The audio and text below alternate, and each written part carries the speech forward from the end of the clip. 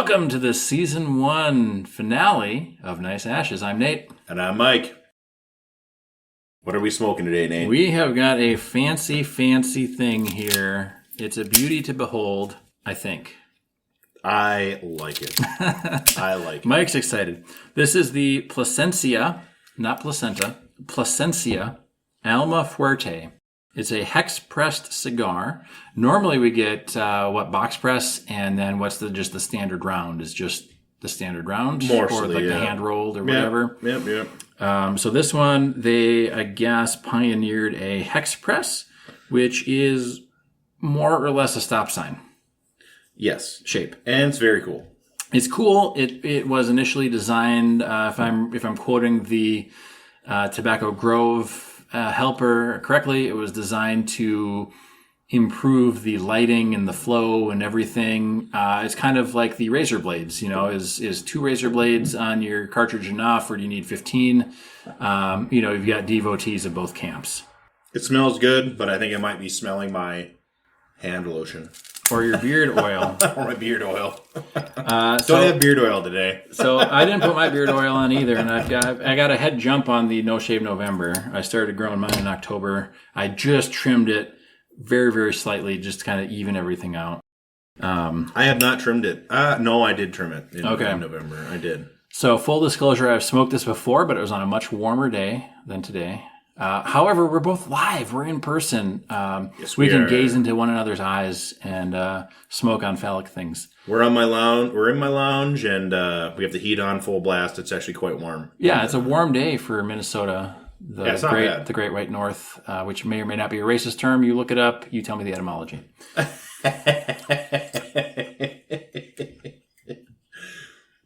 I know another great white term that is, probably, but that's okay. It's all right. Got a little backdraft there. Oh, okay. That's a good start.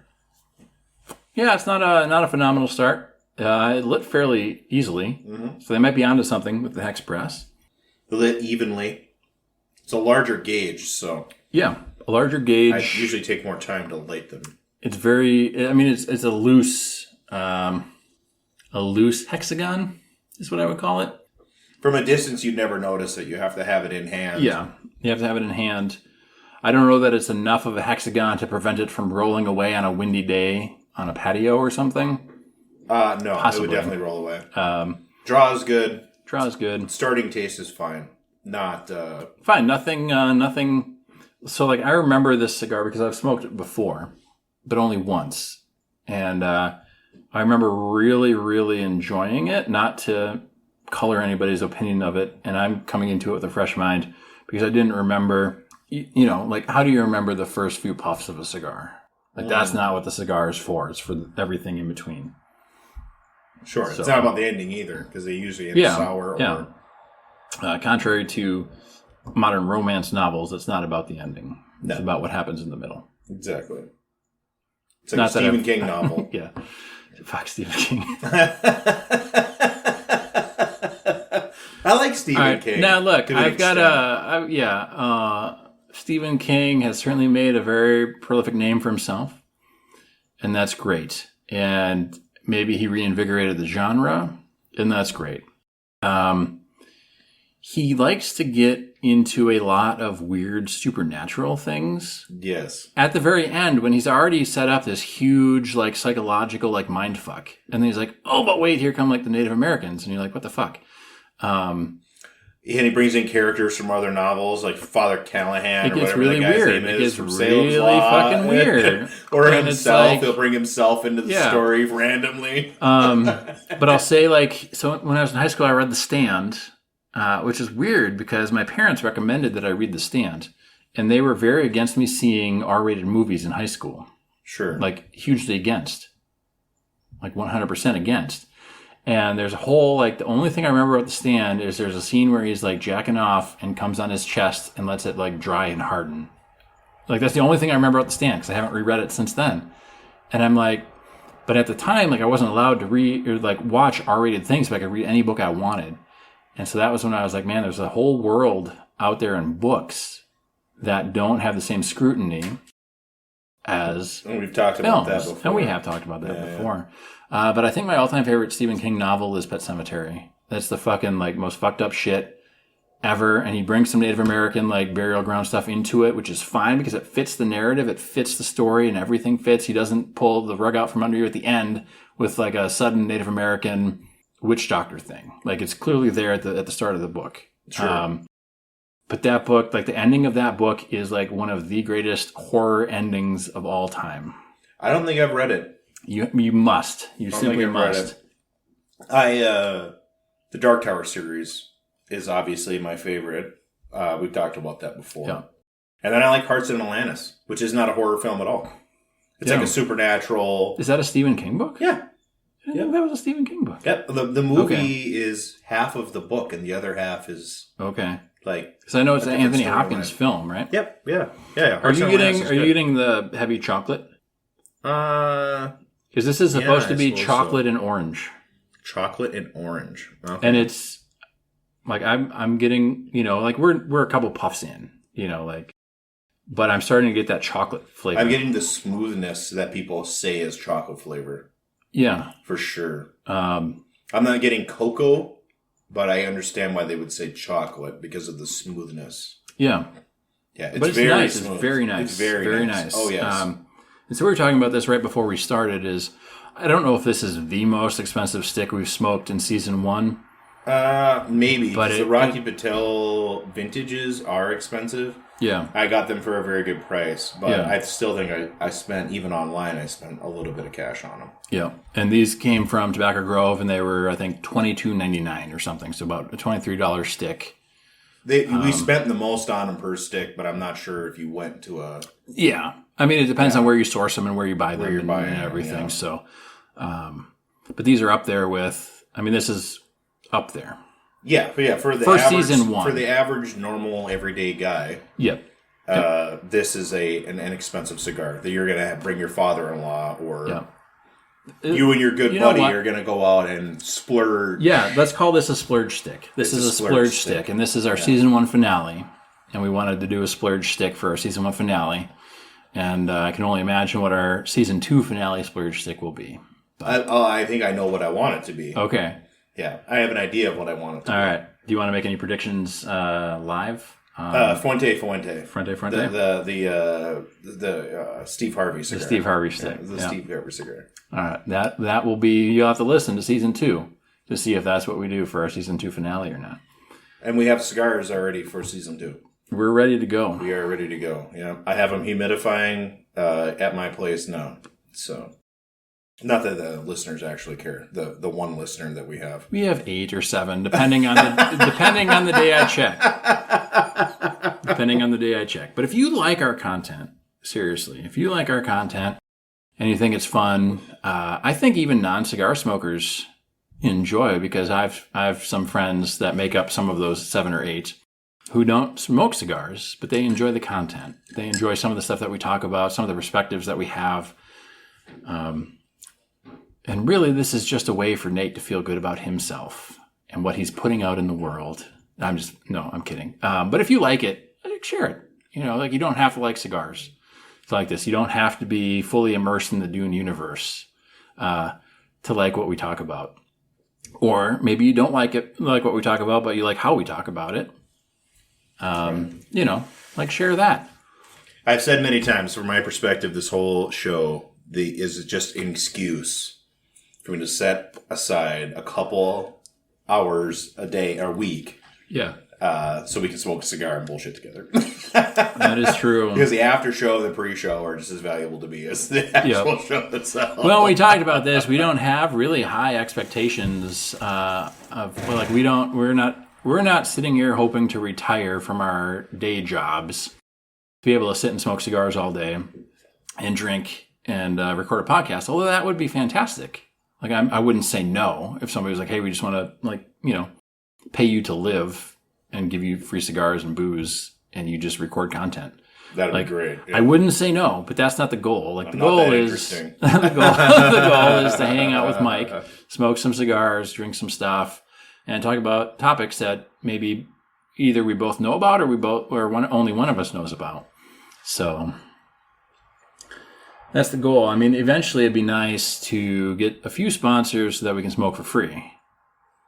Right. But, But it doesn't matter. We have a good Not a breakdown huge- because you do all the production and I do all the buying for the most part. Yeah, we've got a good split of labor Right. or contribution to Right. the podcast. So Right. it's not a big you're deal. sacrificing time, and I'm obviously sacrificing a little bit of money and Yeah. research, trying to get Yep, interesting sticks. interesting sticks at a good price. Yes. That's a lot of it. Yeah, so I mean, it's been fun. And we were thinking about what should we talk about our season 1 finale.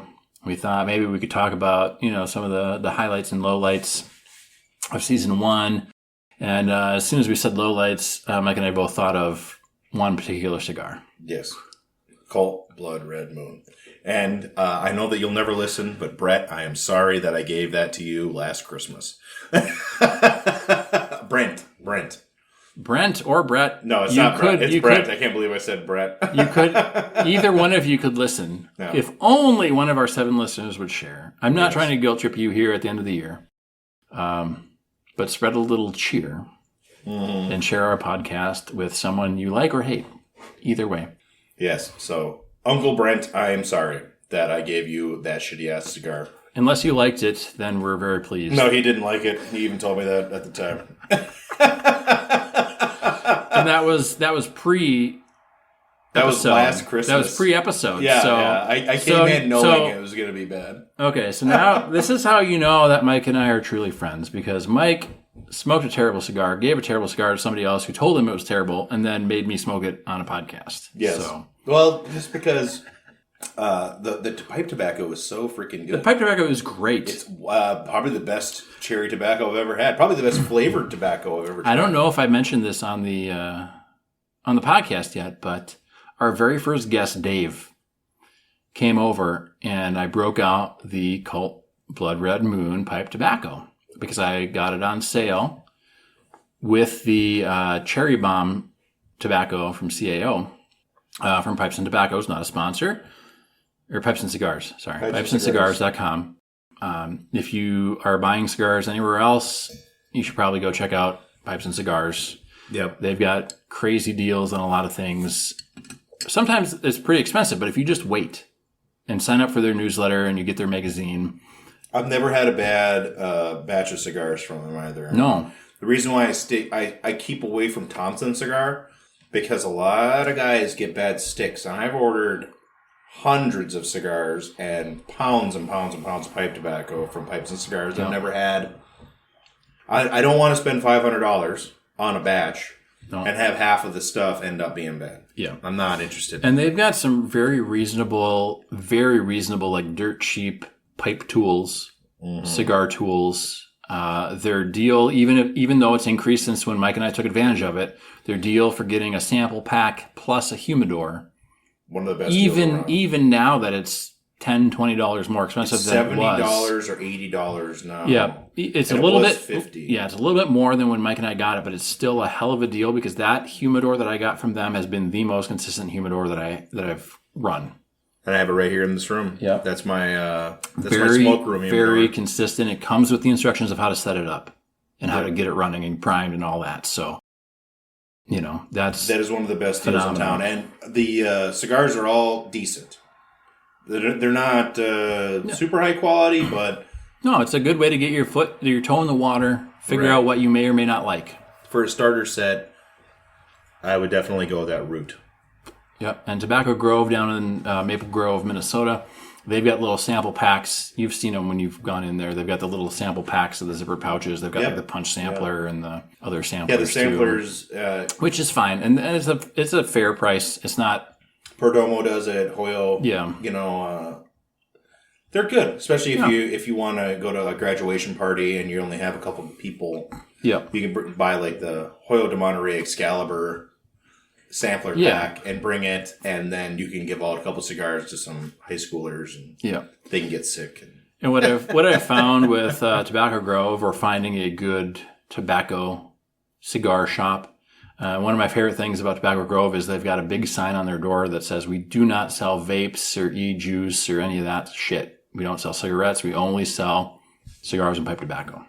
Sure. So if you can find a place that specializes in those things that you're interested in, and then talk to the employees. And I normally don't.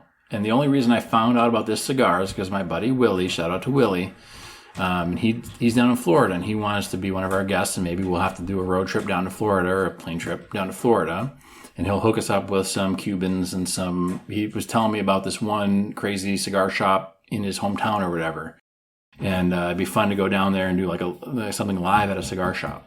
Right. That'd be sweet. Well, I can recommend Anthony's in Uptown in Minneapolis. Okay. That's a great cigar shop. And Tobacco Grove is as well. And I've never been to Anthony's. Friend of the family. But Willie, so go to Anthony's, not a sponsor. Not a sponsor. But Willie went into Tobacco Grove, and Willie is a talker. I mean, Sure. he's a salesperson at heart. And so he loves just talking. And he was talking, and I go in there, and I'm just like, I'm looking just at the cigars, and I'm like looking online, and like, is this cigar a good cigar or not? And an employee comes in, hey, can I help you? Nope, I'm just looking. Like, leave me alone. Like that's my style. That's my life. That's my personality. Me as well. And Willie is like, oh, hey, I want like, blah, blah, blah. And he's like talking this guy's ear off. And the guy's like, okay, well, this one here has hints of chocolate and orange and blah, blah, blah, whatever. And then Willie's like, well, what about this one over here? And then, this and then all the comparisons. But I mean, they're knowledgeable. And like, I feel like an idiot for not ever having talked to an employee at a place that knows what they're selling. You know what I mean? Like, that's what I should be doing in life. But I find a lot of times when I go in and I start talking to the salespeople, I always act like a dummy. yeah. And most of the time, they don't know as much as I know about what I'm trying to buy, because I go in and I'll spend hours researching, and I'll even bring my cell phone in, and I'll save screenshots just in case I lose cell phone connectivity because I'm out in the boonies. Yeah. And I'll save screenshots of all my stuff, kind of like when you go into the voting booth. And I'll know exactly what I want, and I'll hear them talk back to me. Yeah. And most of the time, I'll find that they don't know anything. Well, so here's the counterpoint to that. Is one of my favorite stores down in the Minneapolis area is Micro Center. And Micro Centers have a lot of fucking knew you were going to say lot of locations around the country. And what Micro Center is good for is very affordable electronic components or very affordable 3D printer filament, right? And so I do some 3D printing. I finally got my 3D printer back up and running after swapping out the hot end for an all-metal V6, whatever the fuck thing, and that was a giant pain in the ass. But I was motivated by Nick, shout out to Nick, because he bought a CNC routing machine. And he's like, it's been so much fun setting it up and fucking around with it. And I'm like, yeah, my 3D printer should be fun. It's a hobby. It should be fucking fun. And I should be able to modify it and do whatever. And I didn't want to swap the hot end because it was going to be work. I'm like, no, I should do it. But I remember I went in, I think for speakers or something, to Micro Center. And this was back at a time when this was pre-pandemic, and they were all on a quota, and they all had to like put their little stickers on, like, this was sold to you by Nick or by John or by Jim or whoever was there. They'd have a little pack of stickers, and they'd stick it on the thing, and then I just put it back on the shelf and like, fuck you, whoever you are. But they would try and sell you shit. And they were trying to tell me something, and I know a lot about like tech and computer equipment and stuff like that. I know absolutely nothing about cigars. So the fact that we have a cigar podcast and not like a computer tech podcast is mind-boggling to me as it is to you, the listener. But he was feeding me this absolute hogwash of stuff. And I was like, hey, that sounds great. And then he left, and I put the thing back on the shelf and left. I'm like, I'm not buying from you. Like, absolutely not. Like, if you know, and like in the age of information, it's so different to go shopping, because back in the day, you could go in and you could buy a phonograph or something, and they would upsell you on some feature that didn't work. But here, if you do any modicum of research at all, you likely know as much or more than the salesperson, because Micro Center carries everything from printer paper to 3D printers to graphic card components to laptops pre-built. So, and they sell science kits for kids, and they sell Raspberry Pi build kits, and they sell SD cards, and they sell cameras, and they, so unless you're an expert in every single department that they have, which nobody could be. I mean, you could be. I'm not telling you you can't. You do you. But by and large, the average high school employee is not going to be an expert in all of those things. So if you know what you know, you're going to know more than the salesperson. Now, every once in a while, you get a good one. You know, it's the same as anything. Like, there's a vast population out there that's average and has average knowledge. And every once in a while, you come across somebody who knows, like, their wheelhouse is the thing you're looking for. And if you can connect with them, then that's awesome. He's like, okay, well, what about this? I read this negative thing online. And like, okay, well, that's like the bit rate and this and that and whatever. Like, and you can just like nerd out. And then you feel good because either you taught them something or, you know, and they were receptive to it, or you learned something and you're receptive to it. I don't know how this talk turned into like a retail thing other than it's Black Friday when we're recording this, I suppose. Yes, it is recorded on Black Friday, which is always fun. I thought about that as for those who are drinking with us, bowling. When I go and get a new bowling ball drilled, I usually know a lot more than the guy who drills my equipment. For those keeping track, 22 minutes and 17 seconds until Mike talked about bowling. But I usually know a lot more about the balls and about what I'm looking for than he does. Fucking Mike loves balls. Yeah, Mike loves balls. But his job is to sell equipment to like old men, basically. Uh-oh. Party foul. Party foul, but not as bad as Mike's party foul earlier because... No. Okay, so my cigar ash just fell onto the fabric placemat. Mm-hmm. And Christmas themed. What we were instructed before starting our episode by Mike Sarah was to not ruin her Christmas table covering, which is underneath the placemat. So I feel like this is maybe a party foul, but not as big a one as the ash on the floor. As the ash on the floor from the previous episode, or had this fallen on the actual green thing. I'm going to try. Mike's going to talk to you about bowling. Yes. But anyway, so his job is to sell equipment and drill equipment for old people. Because mostly bowling is for old people nowadays. How old are you, Mike? I'm just kidding. Okay. You don't have to say. Yeah. That's a what, state and federally protected class. Yes. I'm not legally allowed on this podcast, if we accept sponsorships, which we haven't yet. To discriminate against old people like Mike. I'm sorry, people that might be older than me. Yes. Even though I don't think Mike is. Mike's younger than me. Yes, I am younger. I'm the old fuck. Yeah, you're the old. I am the young. So, but yeah, it's not his. I mean, it is his job to know about the bowling equipment, but he's not going to know as much as I do. If I watch an hour's worth of bowling ball videos, I'm going to know more than him because he has to. Well, he has to sell multiple brands too. He's got to sell all the brands. He's got to do a lot of more information with the technical side of the drilling aspects, which I don't know. He's got to fix the equipment at the alley. He's got to run the bar at times. Yeah, he's busy. He's a busy man. Yeah. And he's got more than one alley that he works at and owns. Yeah. And his personal life and everything. He doesn't have the time to do that as a hobby. Yeah. And that reminds me, since we have talked a little bit about etymology, another thing I like is sayings that have been grossly misinterpreted by modern times. So one of those is people will say, a jack of all trades, master of none. Like it's a bad thing. But the full quote is actually, being a jack of all trades is better than being a master of none, which means having a diverse knowledge base, even though you're not specifically a master in any one of them, is better than not knowing anything at all.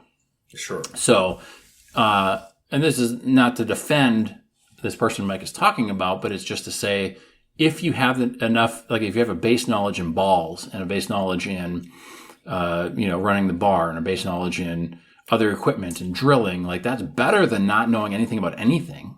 Absolutely. Like a little bit of knowledge is better. And the other one that gets grossly misquoted is blood is thicker than water. And the religious right loves to say this. It absolutely loves it. And whenever your parents do something wrong, not your parents, and not my parents specifically either, but they'll say, well, blood is thicker than water. Well, the full quote from the actual Bible that a lot of Christians do not read and will not ever read is blood of the covenant is thicker than water of the womb. And it has been shortened over time. And so what that means is the friends and family of your choosing is stronger than your birth family. But of course, the religious people say it with the opposite meaning if we're blood family, that's stronger than water. When really the water of the womb is what that quote is implying. It's saying like blood family is so weak of a bond, or could be potentially. If you have a great relationship with your family, that's awesome. But it wasn't because you were born together. It was because you all put effort into it. Like it's an effort to have a good relationship, to have a good family, to have a good friendship. I don't know. Sorry to derail everything from bowling. Oh no. No, I agree. I like etymology. That'd be an interesting thing to do. Of course, it doesn't really pay. You know, no, I mean it's interesting as a hobby. Mm-hmm. So I'm not an etymology professor or expert or anything, but I do enjoy and having it be when we're recording. Well, when you hear this, it will be the last Wednesday of the year, and we will be ringing in 2023 shortly after this episode airs. But having it be Black Friday, there was actually an article that said, Black Friday, why is it called Black Friday? And we talked on our previous episode about etymology of, white versus black, not necessarily specifically racist in intention. And a lot of people say, well, this is a time that a lot of companies get their ledger books from the red to the black, right? Because if you're negative, everything's red. And if you're in the positive, everything's black. In the ledger book, apparently I'm not a CPA or accountant or, CFO or whatever. Yes. But like that's been floated around, and apparently, and I didn't click on this article because I'm above clickbait, everybody. And there's no local singles in my area. This is pre-marriage. There's never any. Well, none that had all their teeth. Let's just say that. Well, if you're into meth. Yeah. And who isn't? I'm not. Because like of all the things in life to get into, like meth is not one of the things. No. Smoking meth specifically. Like I'll never one of my passions. No, I mean I'm not going to do meth because like I pay good money for my teeth, even though they're kind of like fucked up because I never got braces as a kid. But I've never had a single cavity. I never had braces my entire life, but I have a fat face, so there you go. And but like I'm not going to lose teeth. I'm not going to get like cripplingly addicted, and I don't have a super addictive personality. I don't think. Some people would argue otherwise, but and I'm not going to do intravenous drugs. Like I'm just not. I don't like needles. Yeah, I like. So I'm type 1 diabetic, so I do a shot every day, multiple shots every day. But I'm not gonna shoot heroin. I'm not gonna shoot drugs. Would I try LSD? Maybe. LSD in the United States is dangerous because we don't have a reliable supply of the actual chemical, and a lot of the stuff that you get as LSD is not genuinely LSD. It's some sort of other boutique medical type drug. Yeah, so I tried. Maybe. I had a very bad reaction to the LSD that I tried years ago, and it's probably because it wasn't real LSD.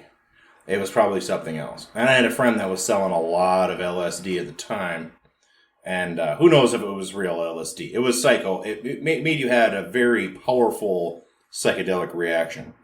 But because our government is tyrannical, we don't have access to real LSD in a safe and effective dose.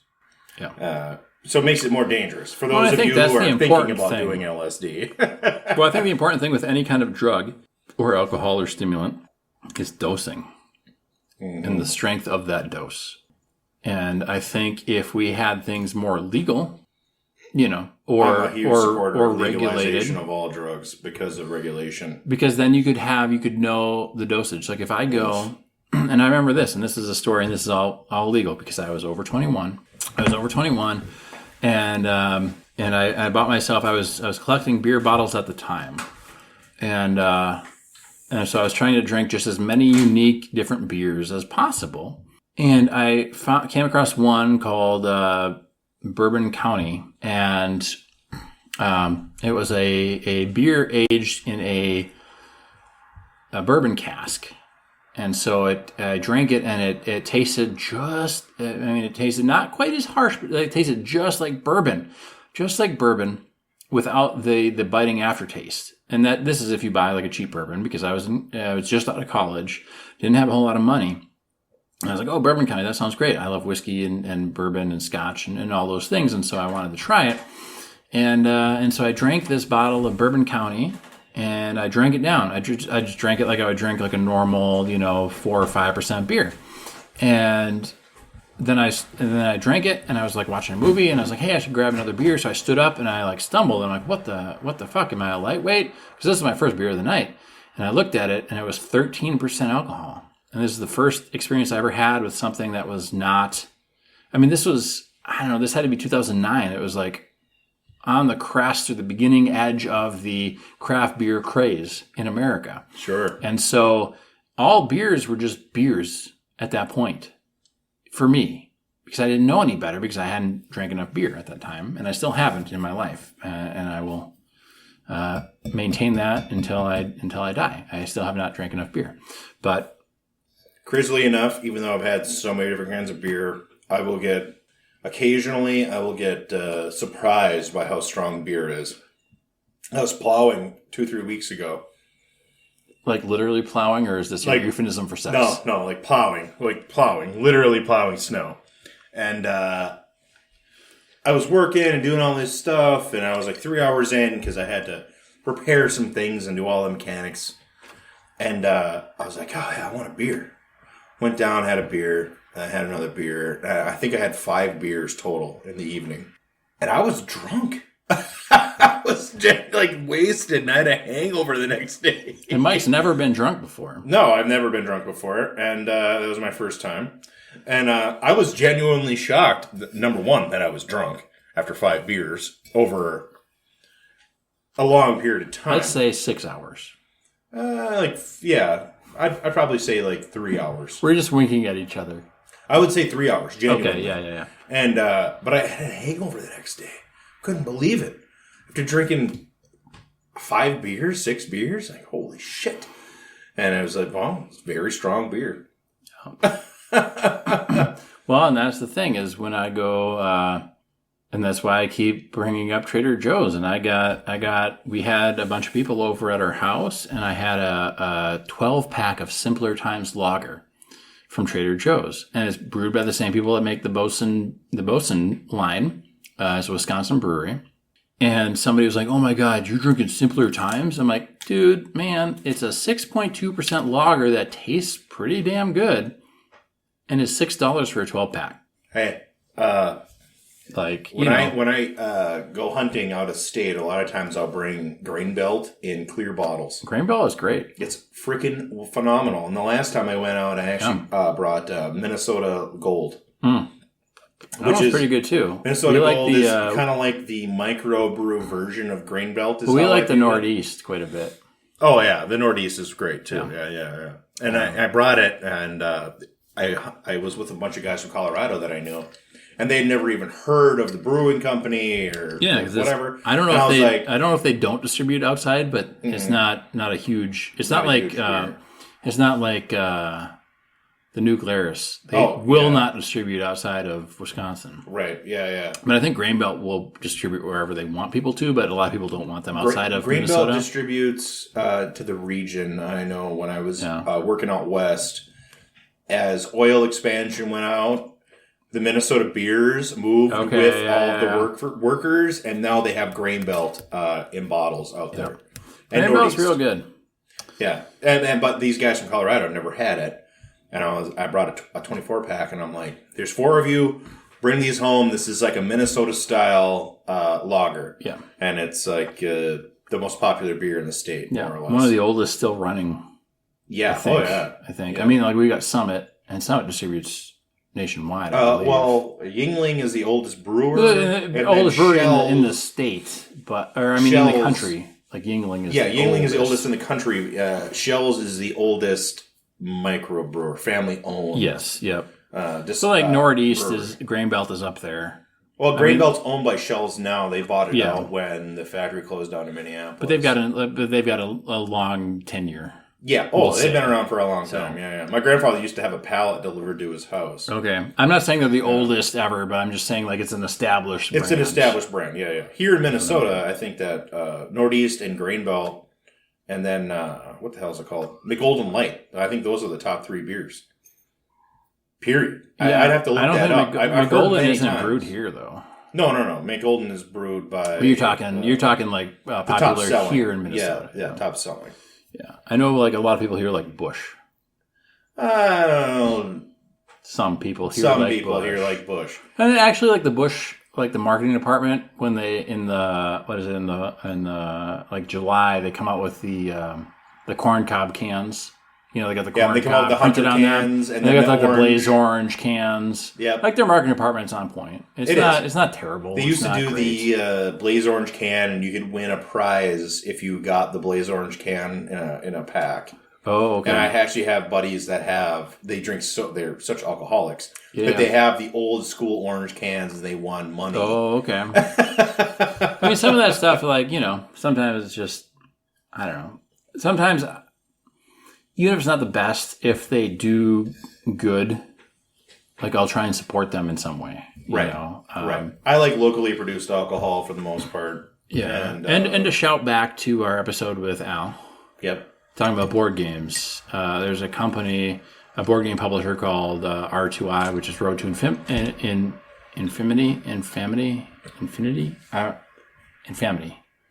I don't know. It's R2I Games. Don't look at me. I'm not the board game expert here. Mike here is the board game expert here, and but they're R2I Games, and they've got a super light like dice game that I enjoy. But when the pandemic hit, what they did was they gave away free copies of their game and said, "Hey, you're stuck at home. You sign up here. We'll send you a free game."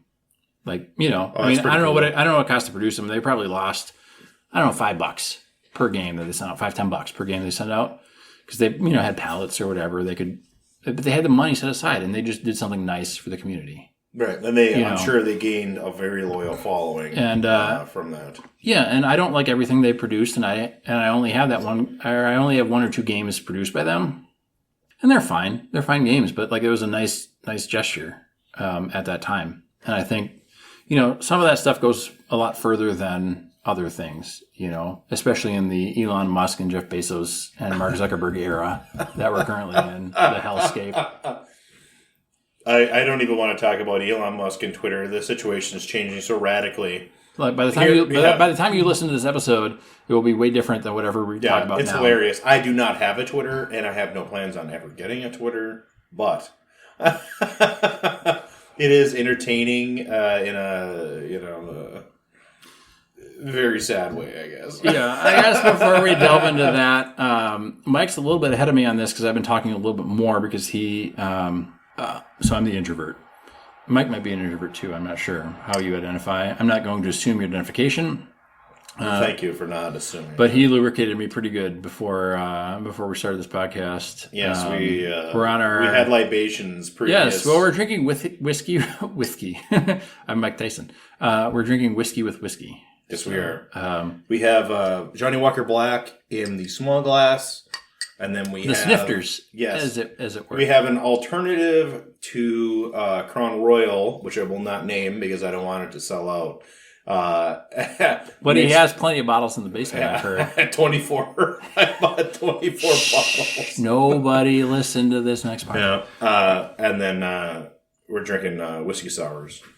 Homemade version whiskey sours. He's a little bit of Soda Stream because I like mine with Soda Stream. So he's a little ahead of me on the cigar, but we're both about halfway in that region. Yeah. Yes, give or take. I'm getting citrus. He's getting the citrus now. I didn't get the chocolate, but I got a lot of the smoothness. It's still very smooth. Yes.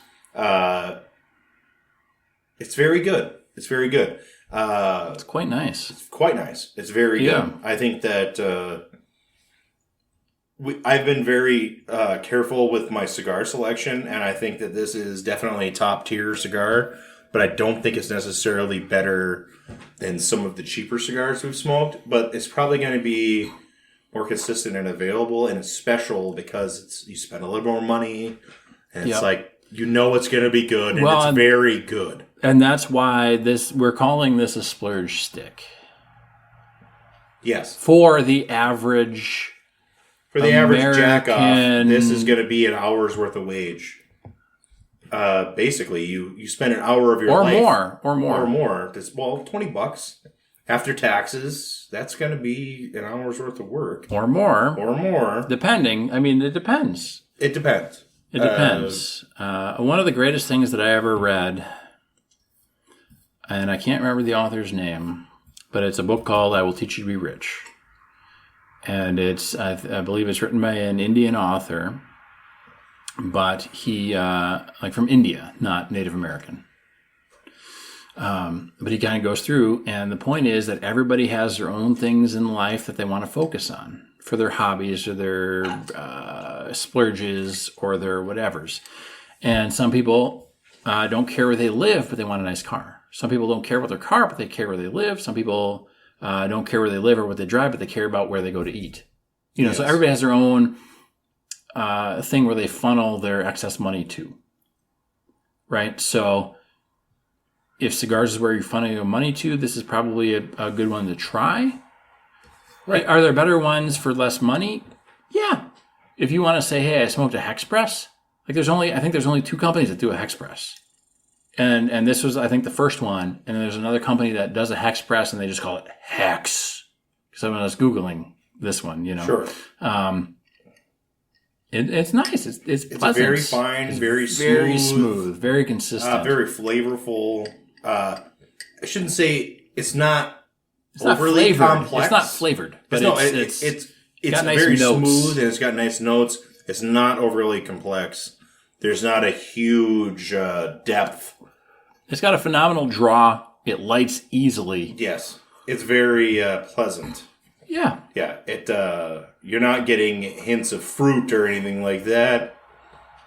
No. You would out of like a very boutique coffee or something. Yeah. You're getting little flavors there's coming some citrus through. and there's I can see where the chocolatey. It's not cocoa. No. But it's smooth. It's very smooth. silky. It's a mellower smooth. Mm. So it tastes a little more chocolate. And it's dark, but it's smooth. It's not overly dark. It's not like one of the Maduros or double Maduros that we smoked. No, it's not. It's not that dark.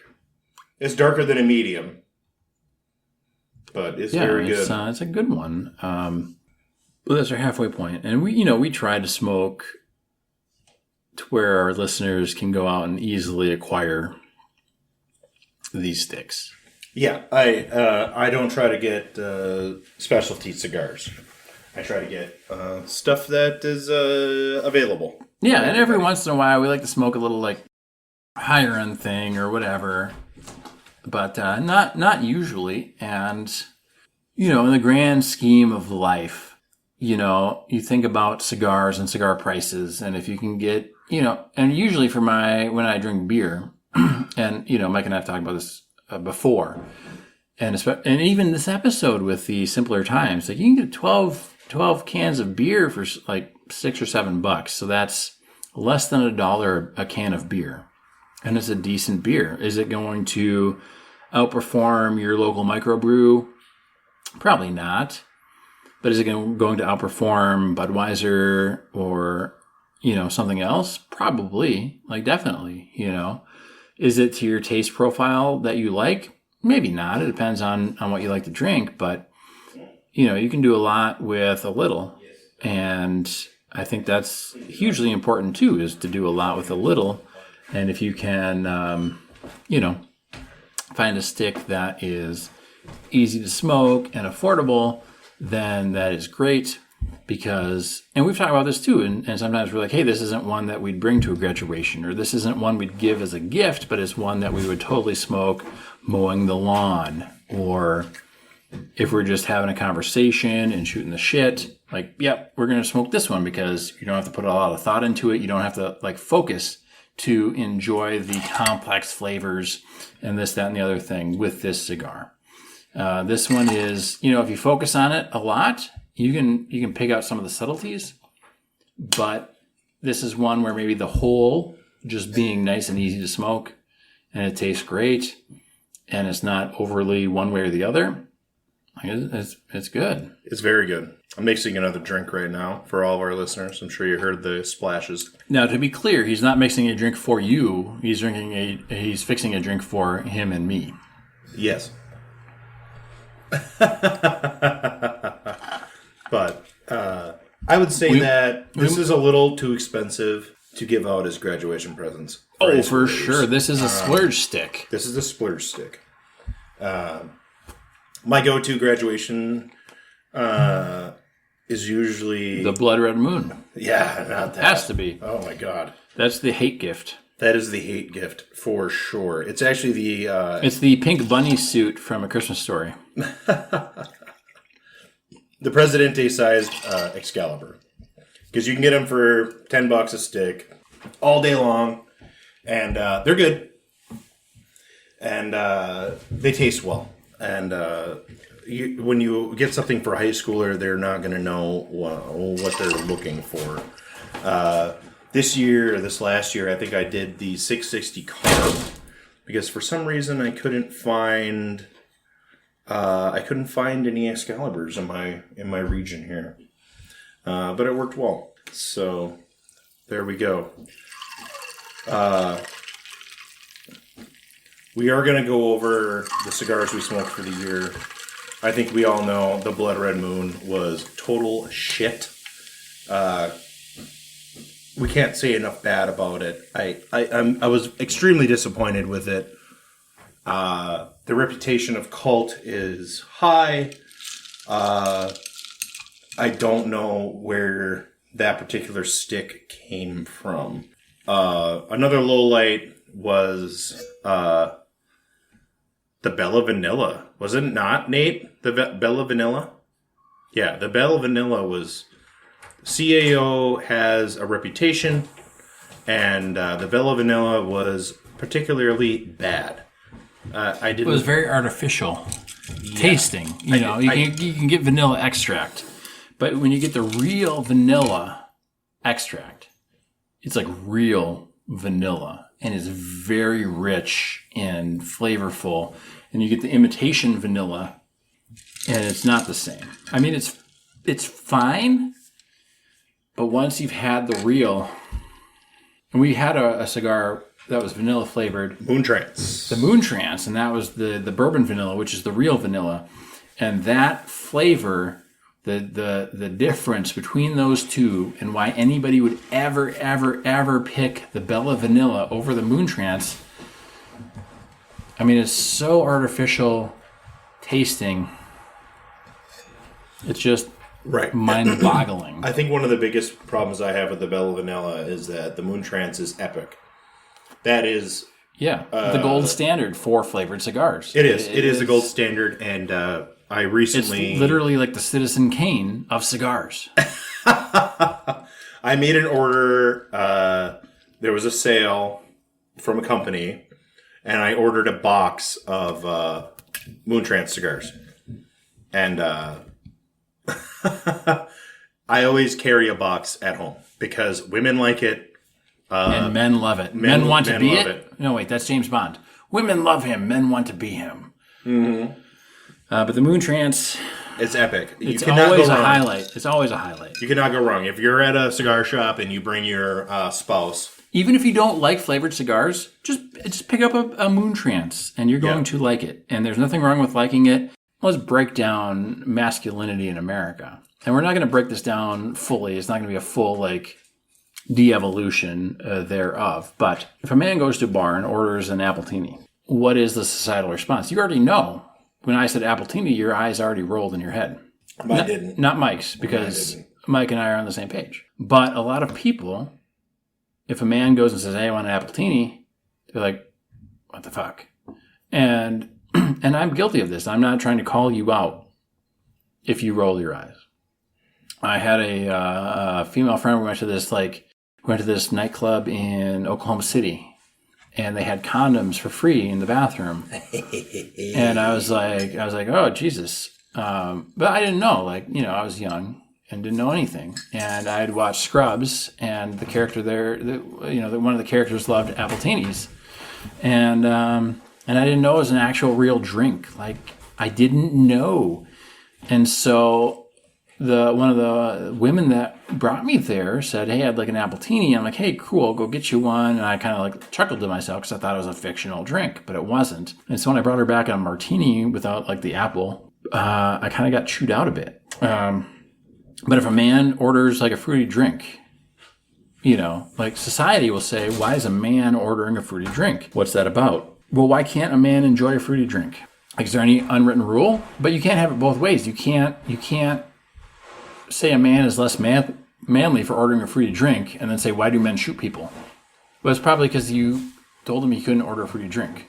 I'm not trying to blame you. I'm not saying that. That's not what I'm saying. Like, that's not the point. It's not literally that, but there's a big point, like an exaggeration is a storytelling and a point making device, and that's what I'm trying to use here. Is a storytelling device. I'm not saying people telling men they can't order fruity drinks is causing mass shootings. I'm just trying to say there's a dichotomy in our society where a man needs to be manly, but not too manly, but can't be too girly, but can't be too manly. Social pressures are high on women and men, and we focus a lot on the social pressures for women.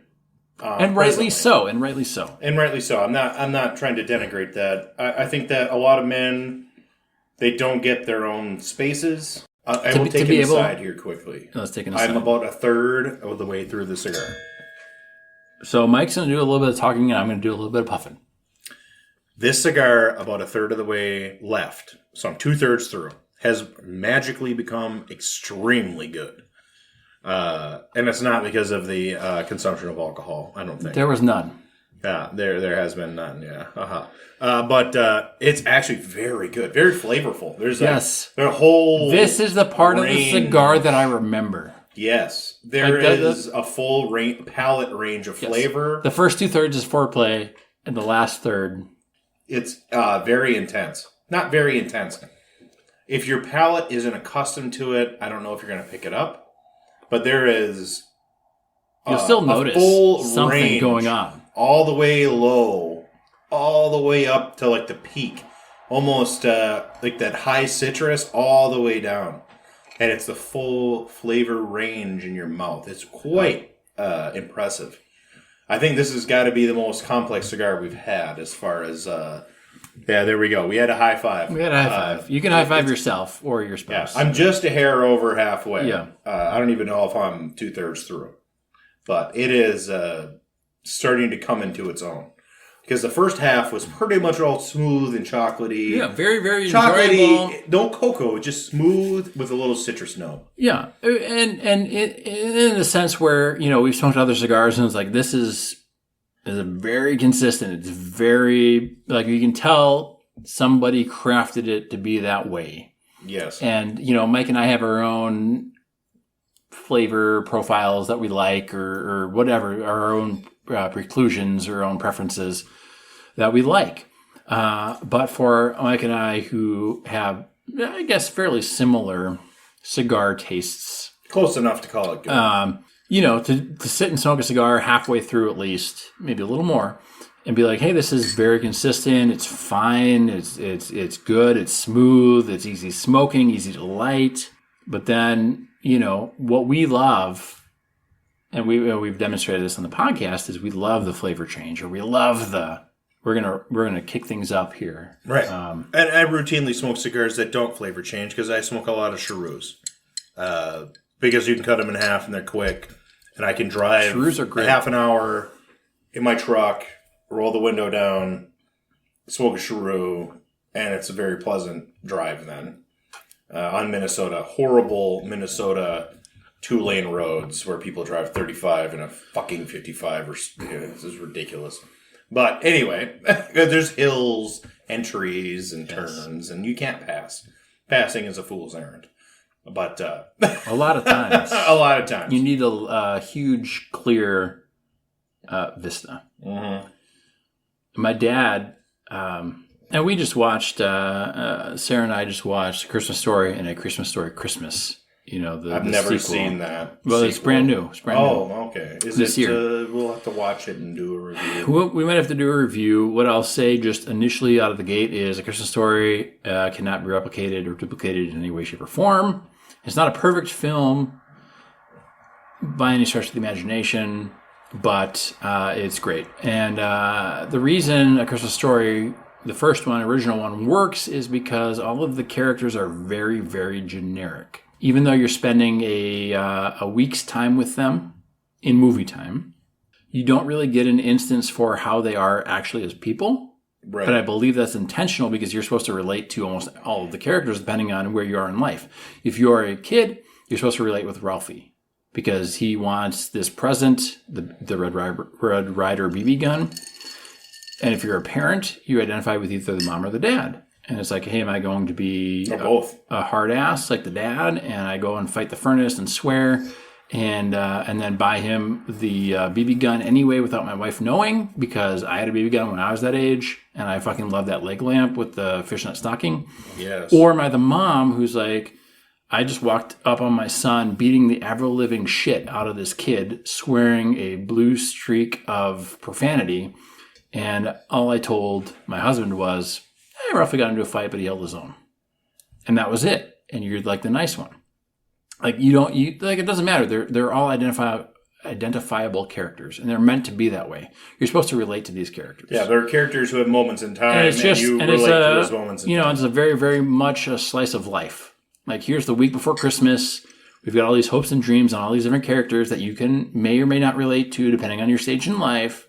There's some absolute hilarious scenes throughout, regardless of your stage of life. Just hilarious scenes. When Ralphie goes out to help his old man fix the flat tire and he drops the nuts and he says, "Oh, fudge." And there it goes, except I didn't say fudge. I said the mother of all curses. And then the dad gets back in and goes, "Do you know what your son just said?" And leans over to the mom and like whispers in her ear and she like shrieks like loud. And then they're talking about like the different tastes of brands of soap for swearing, and then where did you hear that word? Well, what? And he goes, well, I heard it from my old man 10 times a week. But I had to say somebody else other than my dad because mom isn't going to buy my dad. Like she has to buy somebody else, but it's slice of life. And then you get to the second one and they're fully developed, like realized characters. And, you had your own opinion of who these characters might have been. Right? Because that was the whole beauty of the first one is it didn't tell you who these characters were. Yeah, you have no. You could apply their characters on screen to your own life and be like, hey, I'm Ralphie, or I'm so and so, or I'm this, and they fully realize these characters out because they've had 30, 40 years, and they brought all the original cast back mostly. That's impressive. The mom retired from acting, so they brought in somebody else to do the mom. But so it's kind of like, well, it didn't really fit what I had planned, and you're like, okay, I guess I can get behind this character doing that or wanting to be this, or like it's almost like the Harry Potter thing, like at the end of Harry Potter books, we talk about this, where I love the movie ending better than the book ending. Like I don't need to know Harry Potter's a bureaucrat crunching numbers. Like Harry Potter's the greatest wizard of all time, apparently. No, he's not.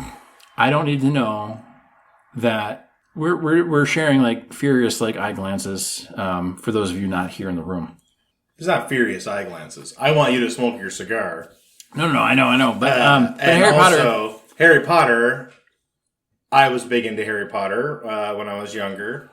And I liked the book ending just fine because it was... Fucking hated it. More about Harry having a specific set of skills, not being a special Mary Sue type character in all aspects of life. I watched a movie recently and there was a male Mary Sue. I read a book. I'm sorry. It wasn't a movie at all. I listened to an audiobook of John Carter of Mars, written in 1911 by the guy who wrote Tarzan, right? For those who don't know. And it was called John Carter and the Princess of Mars. And they made a movie that failed. But John Carter was a Mary Sue. He was good at everything. He was never going to fail. You knew from the beginning. It got boring. The modern equivalent of the way through, I was over. I was done. The modern equivalent is he was a Captain Marvel. Yeah, a male Captain Marvel. Because it was like, oh yeah, he was born on Earth, and then he went to Mars, so he's super strong. and everything he does is successful. And magically, he can fight with these Mars-based weapons. Well, he's basically Mars Superman. swords are the same as real swords, and we all know. For different those of sword you, styles. For those of you who have been to Mars. Yeah, for those of you who've been to Mars, every sword is the same. It doesn't matter if it's a rapier or a great sword or a half sword or a broadsword or whatever. It doesn't make a difference because he's so strong and he's so smart that he can magically escape from prison in Mars chains because Mars metal is somehow weaker or whatever. Well, it's a Superman in reverse almost. Like Superman. Yeah. We talked about this. Like we hate Superman. We don't hate Superman. But like Superman is a great fantastical storyline. And if you want to escape, Superman is great for that. He's got the one known weakness. Otherwise, he's great at everything. Superman is maybe the quintessential Mary Sue. Yeah. He's great at everything all the time. He has to put on... Other than betting Lois Lane, apparently. He has to put on glasses to obscure his vision so he can pretend to be a mere mortal. You know what I mean? Like, his disguise is, I have to be the most average of all time. And it's fine. And, like, I understand because, I understand the disguise. Like, people always are like, how could you not recognize Superman even if he's wearing glasses? Well, you know what? Dolly Parton. Nobody recognizes Dolly Parton out in public because she's all dolled up for her stage performances and she wears a wig and everything for her stage performances. And then her in real life, only her and her husband knows what she looks like. Yeah, I once listened to a Dolly Parton interview. It was the greatest thing of all time. They asked, what's your natural hair color? She said, it's been so long since I had a natural hair color that I don't remember. Yes. It's like, okay. She's not going to tell you because she doesn't want the harassment. Like, that's like next level stuff. Like, she already knows. Like, she knew at the get-go that she didn't want that stuff infringing upon her private life. So... yeah, that's old school celebrity right there for sure. Oh, for sure. So, but yeah, we don't. If you can't have any conflict and you're good at everything, not hugely interested in that storyline. Yeah, what's the point? You have to like conflict. Conflict is a fact of life. Failure is a huge unfortunately, part of life. Unfortunately, all that stuff is a huge part of life. Like, it's super unfortunate, and Mike and I have both had both of those things, and it's very unfortunate. We don't wish that on anybody, but it's a fact of life. I do wish it on people. Actually, I think that failing at your task and then doing the work to overcome the failure creates personal character and relatability. Right. It creates a depth of character. Yeah. Personal character. I have one grandmother, and she's still alive. She is a very bitter old woman. And I haven't talked to her for just shy of 20 years. 19 years. It'll be 20 here in a couple months. And it's sad. She's just a bitter old woman. My grandfather died young in a hunting accident. Shocker. I think I've told you the story off air. And she's just bitter. She's super bitter. She can't get over it. And she can't socialize with people. She doesn't know how to relate. She doesn't have the empathy muscle. And I think the biggest distinction I've ever learned in life was empathy versus sympathy. Sympathy is you feel sorry for them, and empathy is you understand why they feel sorry for themselves. Right. And I think that one of the reasons why there's a crisis of masculinity is there's so much external output that a lot of men do not just sit in solitude without thinking and allow their own thoughts that they don't actually think from the inside of your soul bubble up to the top and allow you to understand what's really happening in your subconscious. If you really embrace your subconscious and it doesn't bother you to think it, then those things aren't going to bother you. And other people, a lot of the negative reaction that we see nowadays towards other people behaving strangely, I think comes from people not spending the time to really accept their inner selves. Because my inner self is extremely violent and extremely angry and extremely dominating. Extremely dominating. Like I say, I think a lot of it is people don't take the time in this crazy world where you can have noise and external stimulus all the time. You really do need to take the time to sit, experience no external stimulus, and allow your inner person to bubble through. Yeah. And that inner person will speak to you. And I think a good exercise, not to cut Mike off, and I do that a lot, and listening to our podcast and editing our podcast, I make notes to myself in my mind. Because I have to cut out a lot of my very noisy inhales. Because I do a lot of like noisy inhales for some reason. And I do a lot of gurgling. He does, but Mike normally does it right as he's talking, so I can't cut those out. So if you've been listening to those, we both apologize, and we're going to work on it for season 2. And there's a lot of noisy inhales that I do that I can't cut out, or I'm lazy and I don't cut them out, and I'm sorry. I try. I do all this. He does. You need to listen to your internal voice, and maybe I'm a fool, but I was taught this by my father, who was extremely masculine. The most masculine thing you can do is to listen to your internal voice and do the things that you want to do and not consider other people's opinions about what you want to do. We're done with our cigars. We're trying to wrap up the year. It's going to be 2023 soon. God bless on 2023, by the way. And so let's give some final thoughts on this cigar. We smoked the Plasencia Alma Fuerte, which was a hex press cigar. And I have to say that I wouldn't say a full third. I would say a quarter of that cigar was truly magical. Truly magical. Yes. Good throughout. It was great throughout. Good to great throughout. But a quarter was magic. Yes. Whereas the Moon Trance is magical throughout. It's more because of the price. Yes, I mean, and the price point, stick. So it's like a different... but this one, I think, like, of all of the cigars we smoked, this one's been very fucking consistent. It was consistent. Very smooth. For half, and then for about the next quarter, that was magic. It was...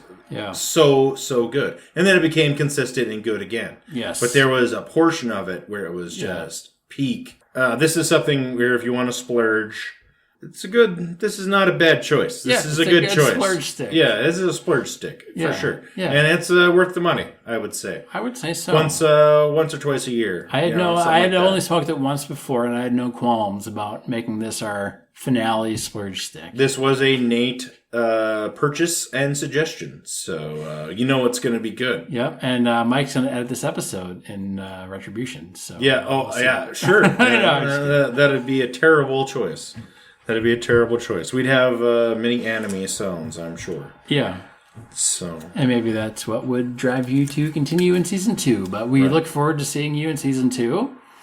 And I thought in my mind, a great ending for season 1 would be season 1 is dead, long live season 2. Be safe, have fun.